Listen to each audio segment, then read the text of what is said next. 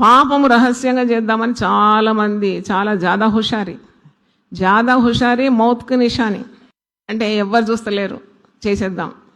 అన్నిటికీ దేవుడే పరిష్కారం.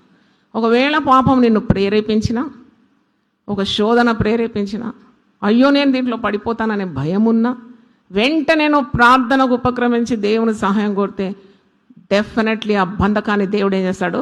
త్రెంచి వేస్తాడు. దేవుని స్తోత్రం, హల్లెలూయా. నీకు అప్పుడు అనిపిస్తుంది, ఎంత పిచ్చి పని నేను చేయబోయినాను, దేవుడు నన్ను ఏం చేసినాడు? తప్పించినాడు అంటావు, దేవుని పాట పాడతావు, దేవుని స్తోత్రం. లేదు, నువ్వు ఆ పాపంలోనే ఉండాలంటే చాలా dangerous, very very dangerous. Sin is always fatal, dangerous. Don't play with sin. చేసిన పాము నేను పట్టుకుంటుందని నేను చెప్తున్నాను.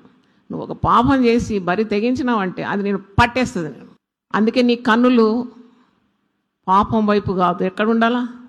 పైకి చూడాలి. ప్రార్థన ఎక్కువ ఉండాలి. ఎప్పుడు ప్రార్థన చేసేవారు పాపంలో పడరు. పాపం చేసేవాడు ప్రార్థన చేయడు, ప్రార్థన చేసేవాడు పాపం చేయలేడు. చాలామంది అనుకుంటారు సైలెంట్గా పాపం చేసుకుంటే ఏం కాదని.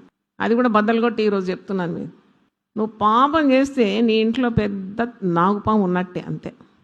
నిన్ను కాటేస్తుంది ఎప్పుడైనా. You cannot escape sin. దేవుడు అన్ని ఆశీర్వాదాలు ఇచ్చినప్పుడు దేవుని స్తుతిస్తూ బ్రతకాలి. దేవుని వైపు చూస్తూ ఉంటే నువ్వు పాపం చేస్తావా? No scope. You will not sin because your eyes are fixed on God, who is the giver of all gifts.